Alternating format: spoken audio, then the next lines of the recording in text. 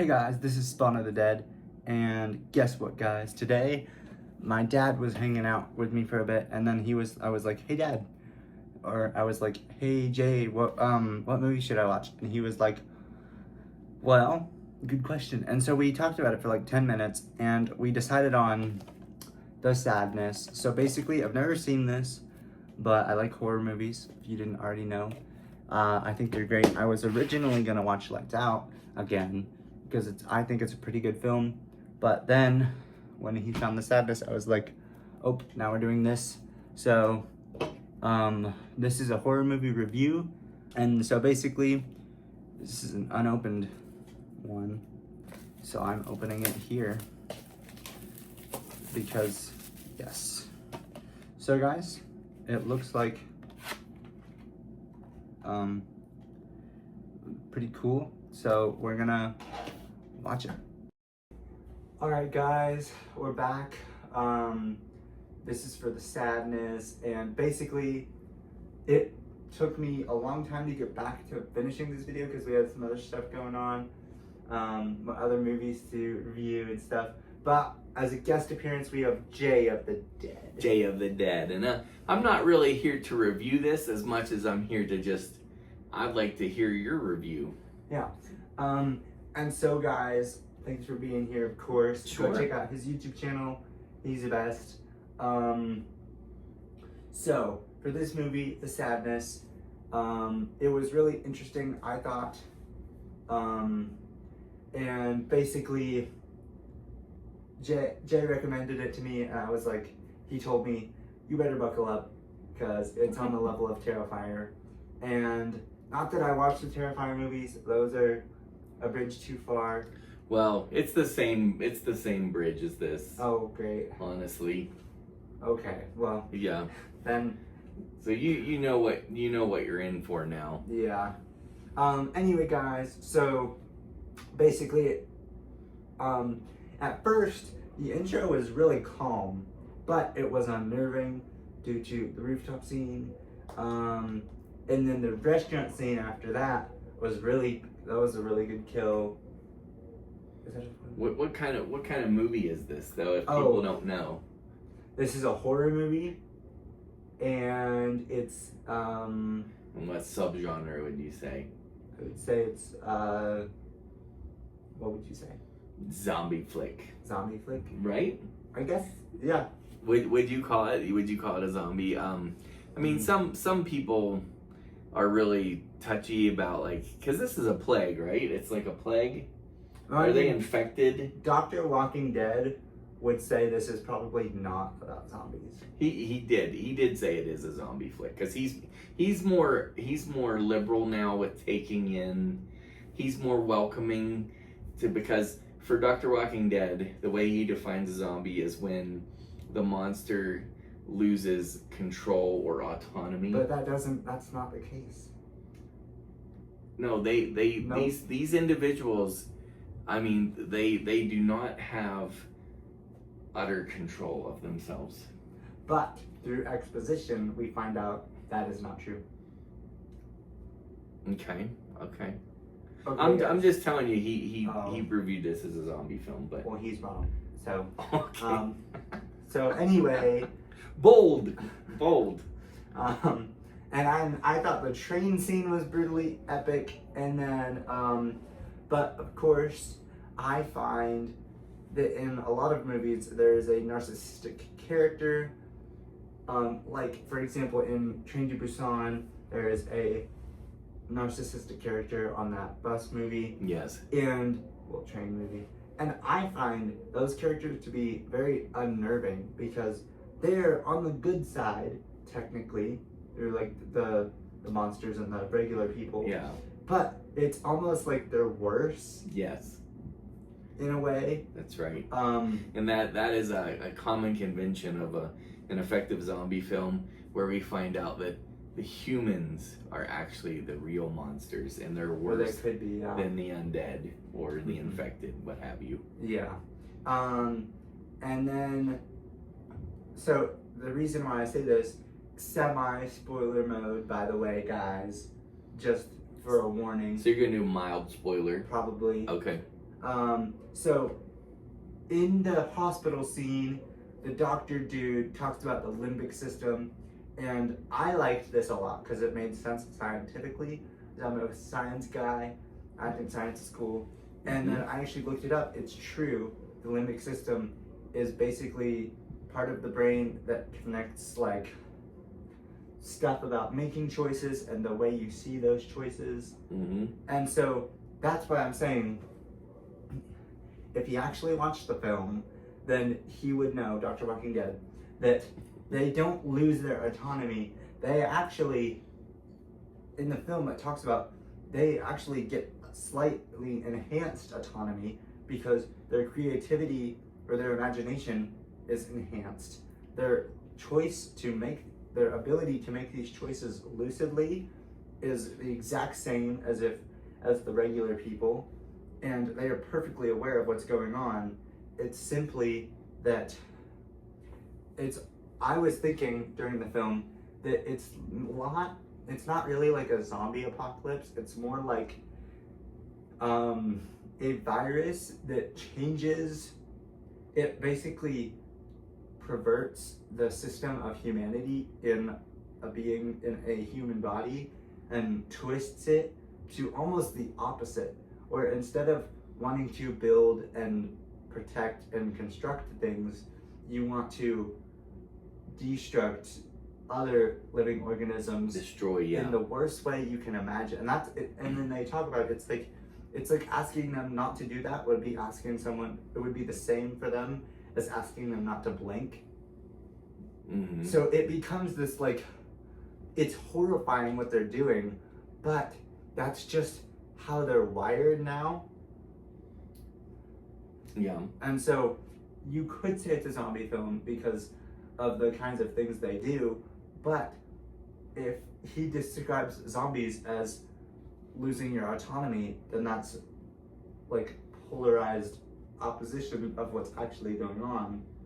Okay. Well, I won't speak for Dr. Walking Dead, and I'm sure he would love to talk with you about this. I'll just say this. Let me just contribute this, and maybe this is helpful.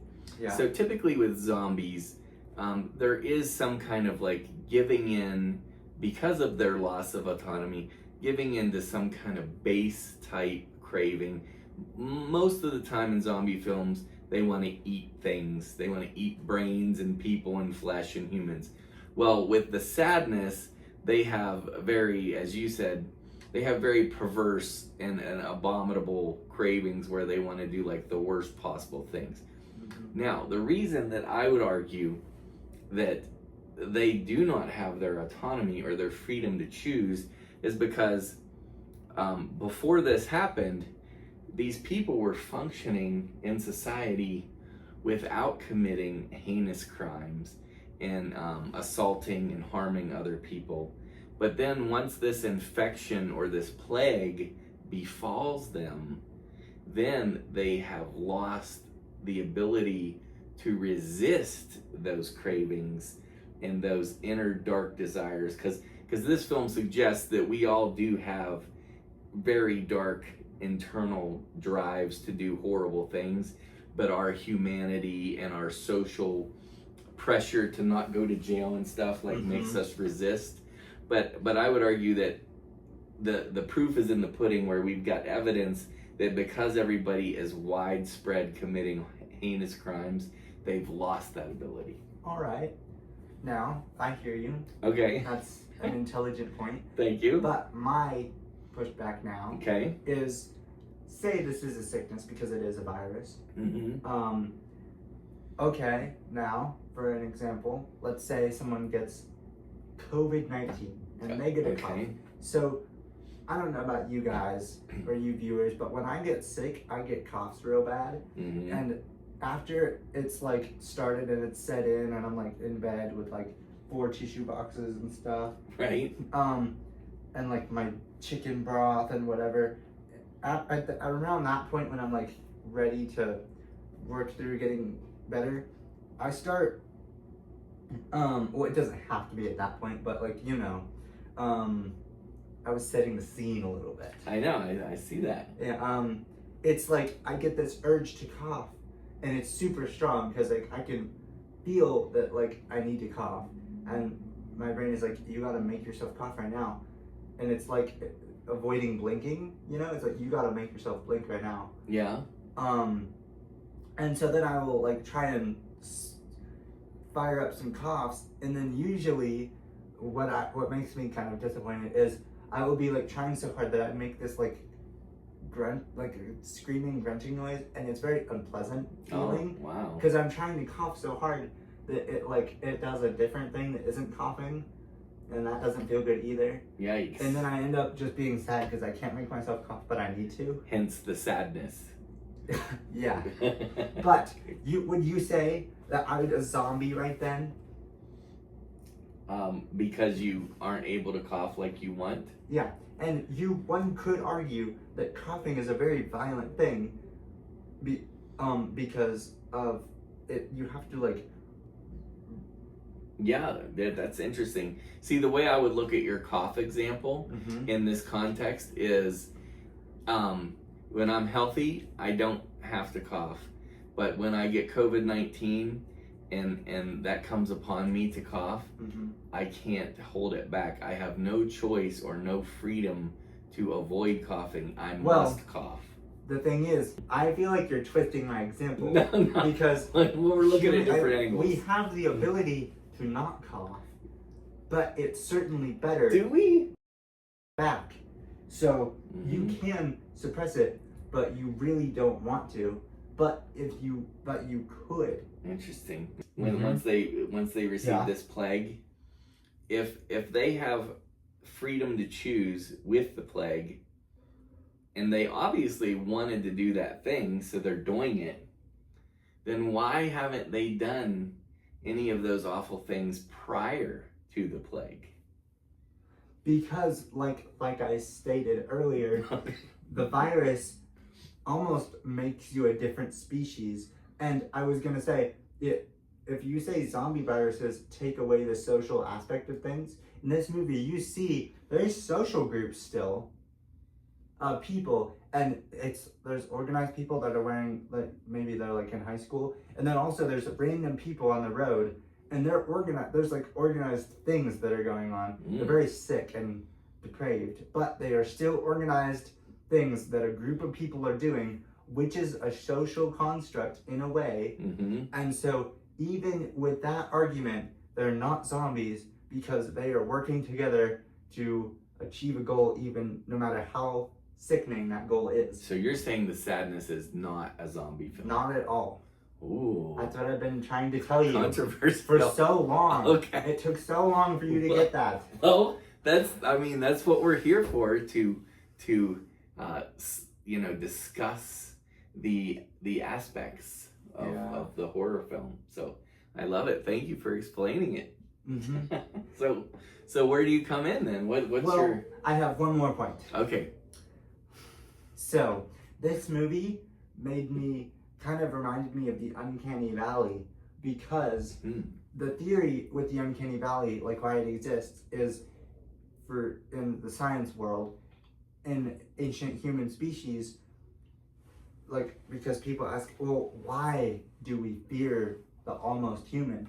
And so scientists are thinking, well, maybe back in the ancient times, back when we like barely had fire or whatever, Mm-hmm. there was a species that looked like us, but they were predators. And so it was like we were never sure which of us were actually like humans and which of us were those dangerous creatures. And so but maybe they were like pretty close to looking like us. And so that scientists believe that internal fear has stuck around to the modern day. And that's why the Uncanny Valley exists, because this almost human creates fear, because back then they would kill us. Mm-hmm. And that is a similar thing, because they look human, but some features are slightly different, and they have very inhuman mannerisms, you could say. Mm-hmm. And then also, because of the limbic system being altered, and so you're basically a different species, but you look like a person, is you don't really respond to pain. That doesn't affect you. If anything, it makes your drive even stronger to continue doing these things, the more like messed up you are, Mm-hmm. like the more of a threat you are. Yeah. And Yeah. we see that in the basketball court scene Yes. very well. Yes. Mm-hmm. Because like this victim, initially he's a victim, he's so messed up he cannot walk, but you could say he's even more far gone than the people that made him in that way. Mm-hmm. But Yeah. he just can't walk in order to do the things anymore, Right. because of what they did to him prior. Anyway, that's my second point, is that this seems like it has some relation to the Uncanny Valley in that way. Yeah, that's really interesting. Yes, because when things are familiar and natural, we don't have our guard up, but there is a survival mechanism when it's unfamiliar and unnatural, then we're on guard and it's like beware of this. Mm-hmm. Nice. Okay. Yeah. So where do you come in at for the I would sadness? say 8 out of 10, buy it. 8 out of 10, buy it. If you're a horror fan, yeah. Yeah, but this is not for the faint of heart. Not right? at all, yeah. Okay. If you're a seasoned horror fan, then you could probably take it. But, you know, Yeah. it's pretty bad. It's serious business. Yeah. Okay. All right. Well, Anyway, thank you for that. Thanks for watching, guys. Did I